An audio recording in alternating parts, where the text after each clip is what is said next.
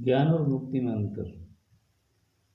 नंदन से बोलते हैं, ज्ञान जानने का नाम है और वह भी ऐसे जानने का नाम है कि जानते हुए भी जानी हुई वस्तु से ऐसा मिल जाए कि केवल जानना ही शेष रह जाए। इसे एक प्रकार का तदाकार कहते हैं। दोबारा सुन लें, ज्ञान जानने का नाम है और वह भी ऐसे जानने का कि जानते हुए भी जानी हुई वस्तु से ऐसा मिल जाए कि जानना ही शेष रह जाए। इसे एक प्रकार का तदाकार कह सकते हैं। यानी तदाकार का मतलब होता है जो चीज़ जानी है। जैसे मैं किसी स्कूल में पढ़ रहा हूँ, हिस्ट्री या मैथमेटिक्स या ज्योग्राफी या हिंदी व्याकरण या किसी भी विषय का मैंने अध्ययन किया, मैंने जानने की कोशिश की और मैंने उसको इस तरह से जाना कि वो और मैं अलग अलग नहीं रहे, एक जैसा हो गया। वो ही ज्ञान है। दूसरा, मुक्ति का अर्थ क्या होता है? मुक्ति का अर्थ होता है छुटकारा पाना। बंधन से छुटकारा पाना ही मुक्ति है। और बंधन किसी भी चीज का, जो किसी चीज का आदी हो चुका है, वही बंधन है। जैसे कोई किसी चीज का आदी हो जाता है, कोई किसी चीज का आदी हो जाता है, कोई मोबाइल का आदी हो जाता है, कोई बीड़ी होकर का आदी हो जाता है, कोई चाय का आदी हो जाता है, कोई मतलब स्वाद का आदी हो जाता है। हर एक चीज़ में स्वाद लेना और स्वाद के लिए फिर कहीं भी जाता है वो। यानी किसी भी तरह से किसी भी चीज़ के अंदर आप उस बिना नहीं रह सकते, वो है आदी होना। और उससे छुटकारा पाना है, वो है मुक्ति। बंधन से छुटकारा पाना ही मुक्ति है। ये दोनों अवस्थाएं मन से संबंधित हैं। केवल मन ही अनुभव कराता है। मन ही बंधन और मुक्ति को स्वीकार और अस्वीकार करता है, महसूस करता है और महसूस नहीं करता। यह जानना और महसूस करना ज्ञान है। जानना और महसूस करना क्या है? ये ज्ञान है। जब हम अपने को अज्ञानी समझकर जानने को उत्सुक रहता, जब मन अपने को अज्ञानी समझकर जानने का उत्सुक रहता है, तब जानने पर नियंत्रण प्राप्त कर लेता है और जान जाता है, तो इसे ज्ञान कहते हैं। जान लिया, नियंत्रण नहीं प्राप्त हुआ, तो वो भटक जाता है, वो उसको मुश्किल हो जाती है, वो जानना नहीं कहते, उसको ज्ञान नहीं कहते। उसी प्रकार जब मन एक स्थिति को दुखदायी मानकर विक्षुब्ध हो जाता है, यानी ये स्थिति अच्छी नहीं है, इससे दुखी हो गया वो, तो उसे बंधन कहते हैं। और जब यह अपने को उससे छुटकारा पाने का प्रयास करता हुआ उस पर नियंत्रण प्राप्त कर लेता, तो वो मुक्ति है। जिस प्रकार ज्ञान और अज्ञान मन की अवस्थाएं हैं, उसी प्रकार मुक्ति और बंधन भी हैं। दोनों काल्पनिक और मानसिक स्वीकृतियां हैं। बंधन भी काल्पनिक है, मुक्ति भी काल्पनिक है।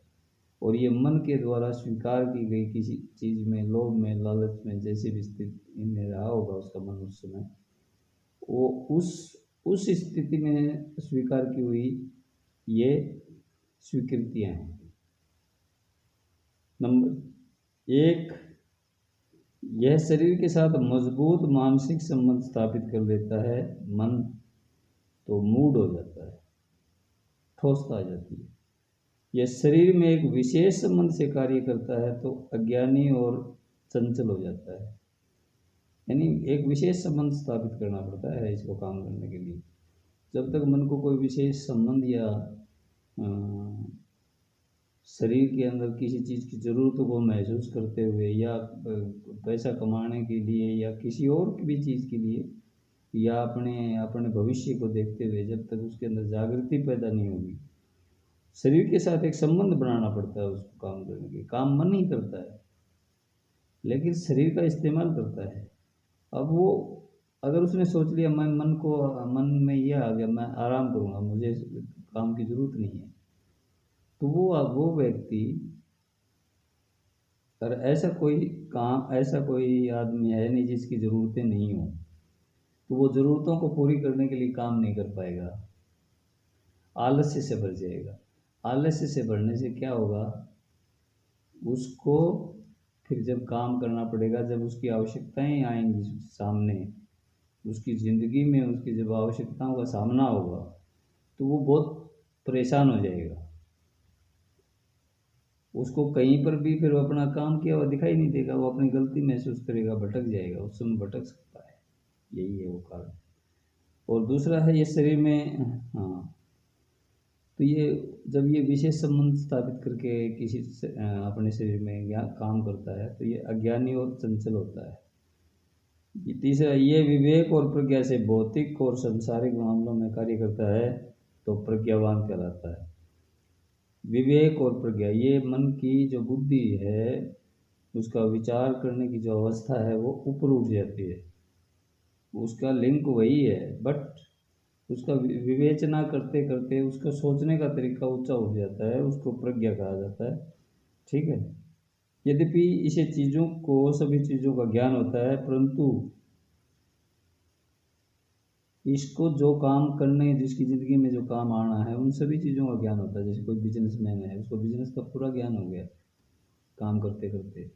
कोई ऐसा आदमी ऐसा है, कोई शिक्षक है, अगर सही ईमानदारी से पढ़ा रहा है, तो उसको इतना अपने सब्जेक्ट पे महारत हासिल होगी कि वो बिना किताब देखे ही पढ़ा सकता है। ये वो क्या हो गया, उस समय प्रज्ञावान हो जाता है। लेकिन इसे सभी चीज़ों का ज्ञान होता है, लेकिन स्वयं अपने विशेष ज्ञान से रहित होने के कारण इसे अज्ञानी कहते हैं।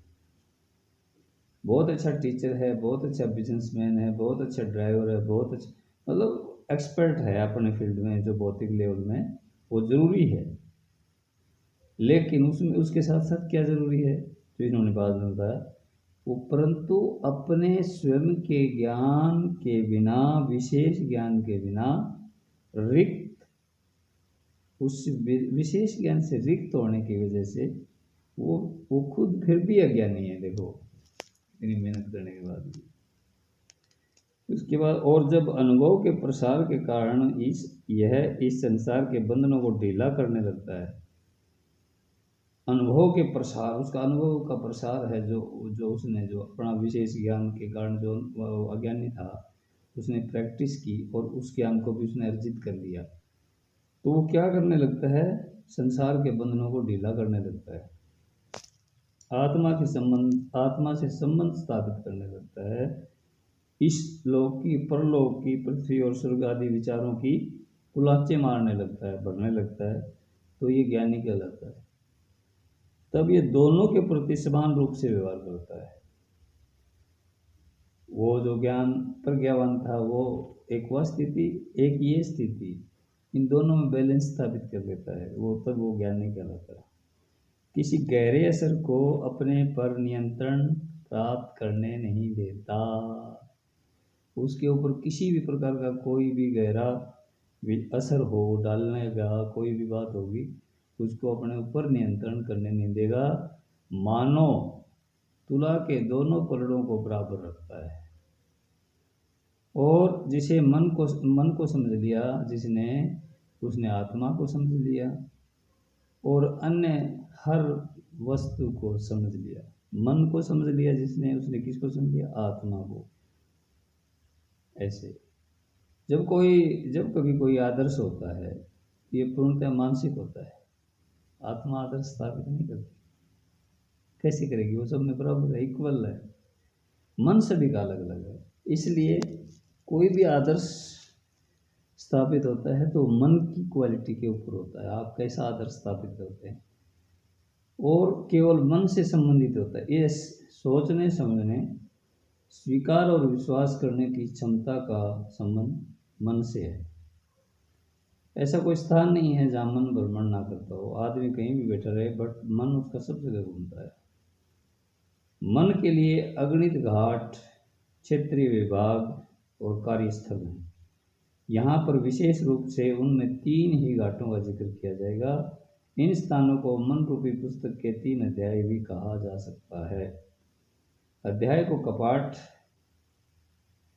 और दरवाजा भी कहा जाता है, यही घाट का भी अर्थ है। मन के 3 घाट हैं, निचला, मध्य और उच्च। अथवा भौतिक अर्थात स्थूल शरीर, मानसिक अर्थात सूक्ष्म शरीर और आत्मिक अर्थात कारण शरीर। स्थूल शरीर द्रव्य की वह अवस्था है जिसमें जल्दी जल्दी परिवर्तन होता रहता है, द्रव्य है ये। मन अथवा सूक्ष्म शरीर द्रव्य की वह अवस्था है जिसमें परिवर्तन के साथ साथ स्थायित्व भी है। शरीर से ज्यादा स्थायित्व है मन में। आत्मा का कारण शरीर द्रव्य की वह अवस्था है जिसमें अपेक्षाकृत अधिक स्थायित्व है, शांति और स्थिरता है। ये मन के 3 अध्याय हैं। देखो, पहला क्या है? शरीर। द्रव्य की कौन सी अवस्था है जिसमें जल्दी जल्दी परिवर्तन होता है? बचपन, किशोरावस्था, जवानी, मिडल, प्रौढ़, बुढ़ापा और फिर शरीर का जो यात्रा पूरी हो जाती है। इस तरह से ये मन के 3 अध्याय हैं। जब मन स्थूल शरीर पर ही स्थित होता है तब वह अपेक्षाकृत अधिक अनुभव करता है। स्थूल शरीर पे तो अनुभव होंगे, कहीं कुछ भी होगा, थक गया, कांटा लग गया, किसी कहीं दर्द हुआ, ऐसा। क्योंकि अनेकत्व के संसार में श्रेष्ठतर और उच्चतर चीज़ों का अनुभव किए रहने पर उसे केवल दुख का अनुभव होता है। तो ये अनेकत्व का संसार है और सभी तरह की क्वालिटीज़ के मनुष्य यहाँ विशेष विशेष लेवल पे वो आरूढ़ हैं अपनी मेहनत से, अपने किसी भी वजह से। और जब वो कोई उसको एक दूसरे को देखते हैं तो कोई ना कोई तो किसी से नीचा है, कोई किसी से ऊंचा है, तो उसको दुख का अनुभव होता है। अगर कोई उससे ऊंचा है तो वो सोचता है कि मैं वहाँ तक क्यों नहीं पहुँचा। कोई नीचा है तो यार ये बेचारा ये दुखी है।